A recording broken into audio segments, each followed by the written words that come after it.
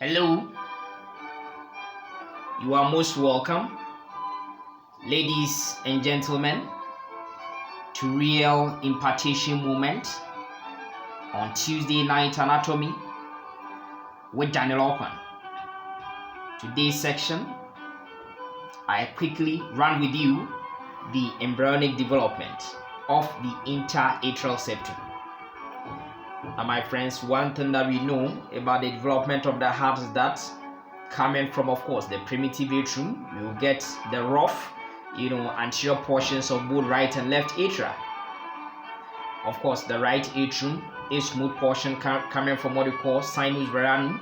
Of course, coming from actually sinus venosus, okay, forming the smooth, posterior wall of the right atrium, with the left atrium getting its smooth posterior portion from the absorption of the four pulmonary veins. And my friends, one thing is that in intra-uterine life period, because the lungs are not fully developed, then what will happen is that blood will have to be shunted from, of course, the right atrium into the right ventricle, so that we bypass, the lung, because at the end of the day, the lung is not fully developed. But in order to make way for, of course, the extra-uterine life period where the lung will be very useful, then what will happen is that there will be the need for a septum to be formed between the left and right, atria. So my friends, commencing around the 5th week of intrauterine life, you have this kind of septum, beginning to form. So my friends, at the end of this section, we should be able to tell the complete story regarding the development of the interatrial septum. And so, without much ado, let's set the ball rolling. So my friends, there we are. Now, these are schematic representations showing us the concept that I want to convey. Now, assuming this represents the atrial walls by way of the left atrium, the right atrium, and of course the left atrium. Okay, that's what we are talking about. And what we will see is that initially there's no partition between them. Okay, there's that wide communication between the left and right atria. Now, this guy that you find over here is an important reference point, although it is not giving, rise to any of this kind of interatrial septum we are talking about. Now, my friends, interatrial septum will be coming from only two sources. And what are these two sources? Something we call septum primum, the first to develop. So that's the primary septum. And then we have septum secundum, the secondary septum, the second to develop. Okay, they are the only things that we need. But why have we put this guy over here, okay, at the caudal aspect of these, in between the left and right atria? I have this guy over here, which we call it the endocardial cushion. Endocardial cushion. My friends, this guy, endocardial cushion, will be relevant when we look at the development of the interventricular septum, precisely the membranous part of the interventricular septum. Because at the end of the day, this endocardial cushion will be coming from what we call cardiac jelly, which is also coming from what we call the splanchnopleuric lateral plate mesoderm. So please get this guy over here. It's going to be a reference point where we'll talk about the growth of these kind of, various, septa we are talking about. So please, that's this guy. Now, as development continues in the beginning of the 5th week of intrauterine life, between the left and right atria, we see from the superior aspect, but precisely from the posterior wall of these atria, okay, we see this guy over here. So from the posterior superior wall of the atria, okay, we see this guy emerging, okay, and this guy will be growing towards this guy, which we call it the endocardial cushion. My friends, initially you see a wide gap between, of course, this is the attached portion of what you call the septum primum. This guy is the septum primum. This is the attached portion to the wall, okay, emerging from the posterior superior wall of the atrial. Okay, then what is happening is that this is the free end of this septum primum. Now, between the free end of this septum primum and of course this endocardial cushion, you see this wide gap over here. My friend, this wide gap eventually, yes, is giving the name foramen primum. Yes, it's coming from the septum primum, so the first foramen to develop, so we call it foramen primum, or something we call, ostium primum. Yes, that kind of, opening over here. My friends, this one initially was too wide, but as development continues, there's that kind of elongation of the septum primum towards the, endocardial cushion, so that eventually what will happen is that this, foramen primum is a bit narrow. Okay, so that is what we see. My friends, one thing that we see is that this guy eventually gets, closed, as you can see over here. But before it get closed and giving rise to this, foramen secundum, let me just show you something briefly. So what will happen is that, what are we talking about? We are saying that from the primary septum, okay, or septum primum, okay, emerging from, of course, the posterior superior wall of the atria, then what will happen is that there's that kind of downward growth, okay, of this primary septum towards what we call the endocardial cushions. And what we see is that, yes, just before this this free margin of this primary septum to meet the endocardial cushion, what we find is that there will be several, can you see these guys, all these several foramina, or all these kind of perforations over here. And my friends, all these perforations will fuse to become one thing, and when they fuse to become one thing, they will now be called foramen secundum.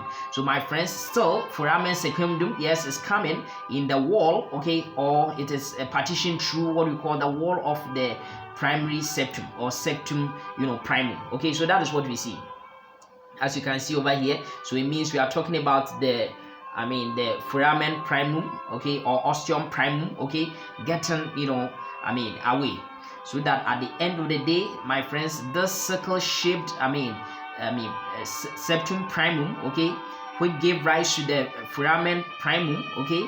Now this foramen primum is no more there, but just before it goes, we said that there will be several perforations which will fuse to become a single foramen again, and it's also in this primary septum that we are talking about. And that is why the name over here, because the second one to appear, we are calling it foramen secundum, also known as ostium secundum. Okay, so please get to understand what we are talking about over here.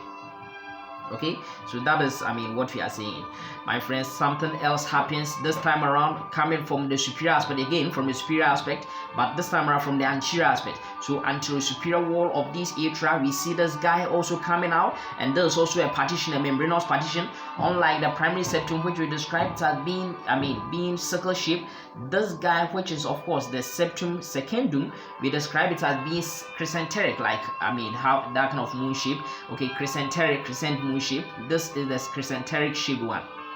Okay, so that is one thing that we see. Well, circular and crescenteric, they are almost the same thing we are talking about. Okay, so this guy over here is the septum secundum that we find over here, which is also going downwards towards, of course, where we have what we call the endocardial cushions.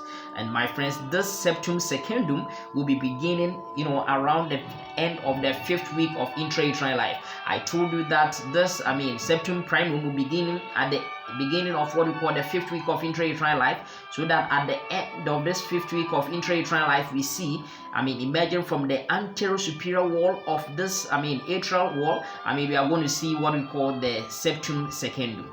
Okay, so that it grows downwards, okay, overlapping where we have what we call the foramen secundum. Okay, so that it grows and it overlaps this guy over here. So that is one thing that I want you to know over here. Okay, now one thing that we have to know is that this septum secundum, as you can see, it's enlarging. Yes, it has overlapped this guy that we find over here, but still there's that kind of communication, okay, between the left and right, okay, atria. Okay, there's that kind of still communication between them. And my friends, this communication, this guy that we find over here, this septum secundum, which has grown downwards, okay, covering this guy will be relevant in forming what we call the limbus of fossa ovalis. I will show you that one, limbus of fossa ovalis, that we find, okay, in the adult heart. And then of course this septum primum, yes, eventually, yeah, there's that kind of communication, but it's also eventually will fuse, and it will give rise to what we call the floor of fossa ovalis. Okay, so that is one thing that I want you to know for now. Just know that this septum secundum will give rise to what we call the limbus, or what we call the annulus ovalis, and then of course this primary septum, yes, will also fuse, giving rise to what we call the foramen ovale. Yes, it will be giving rise to those ones. So that is what we are talking about over here. So my friends, what are we saying? We are saying that this wall, by way of the left and right atria, this is actually the internal view of the what we call the right atrium, and it's sharing that kind of wall, okay, with that of the left atrium by way of a septum. There's that kind of partition between them, and that partition is known as the interatrial septum. And my friends, I told you that this interatrial septum is coming from just two sources, and this is the first one to develop from the posterior superior aspect of the wall of the atria, which we are calling it septum primum. Eventually there will be that kind of foramen over there, foramen primum. Eventually that's in the cranial portion. Then in the caudal portion, in the caudal portion we have septum primum. Then of course in the cranial portion, that kind of septum also develops. Foramen also develops by way of foramen secundum.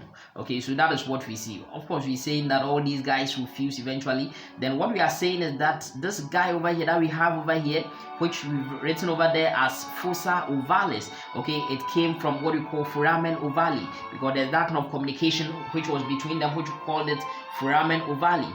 Okay, and what will happen is that it will get fused eventually together, and we're saying that this guy is coming from the primary septum, septum primum.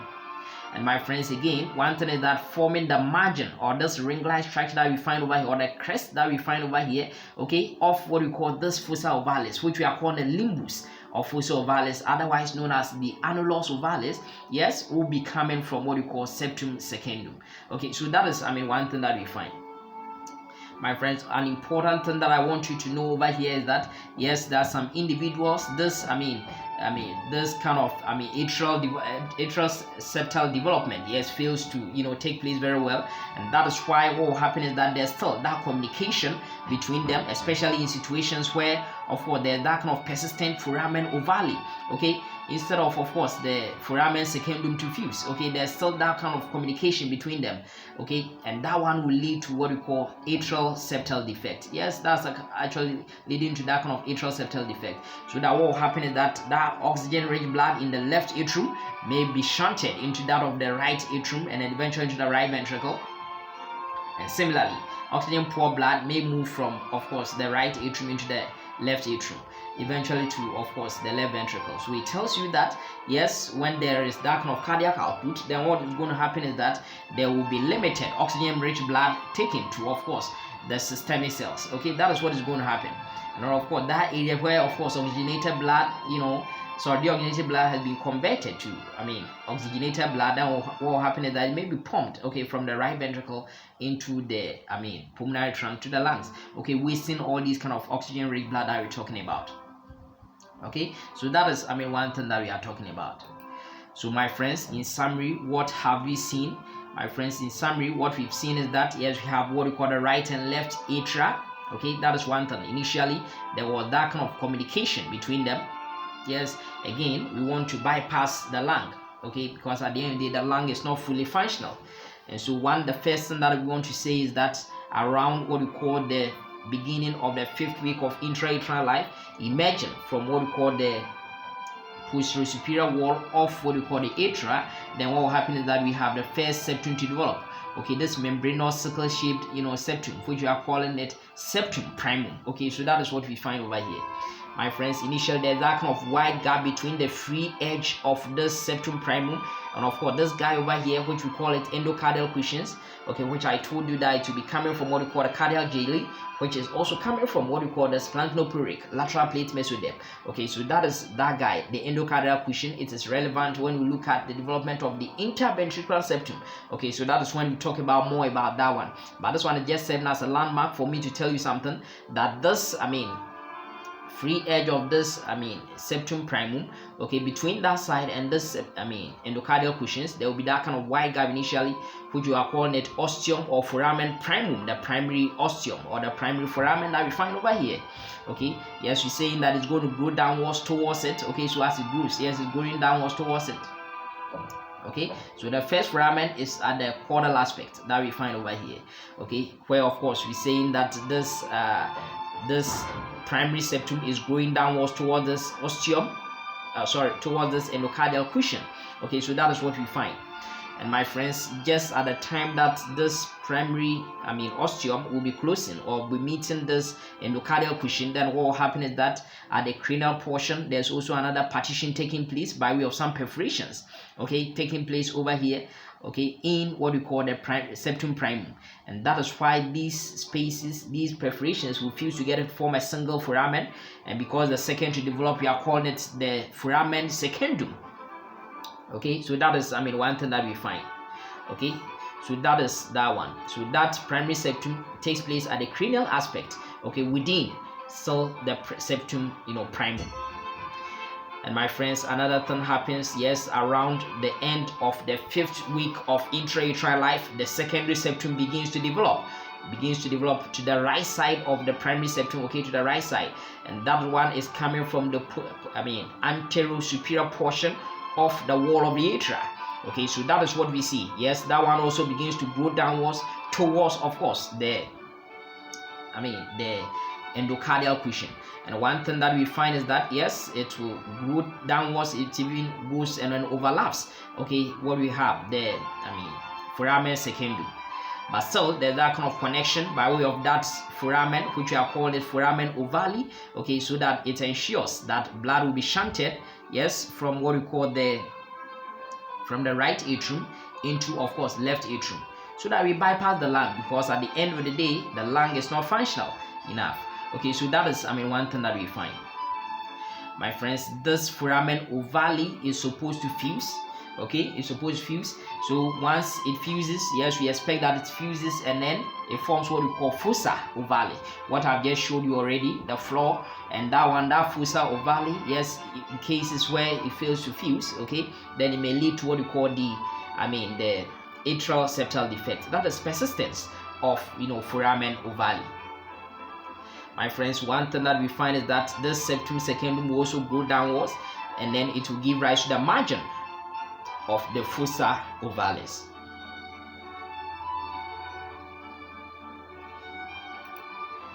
Ladies and gentlemen, I hope you find this meeting helpful. Please share with friends if you enjoyed them. In our future sections, we'll be looking at the development of the interventricular septum. I'm very grateful for your time this evening. Have a good night, all of you, and may the good Lord richly bless you. Amen.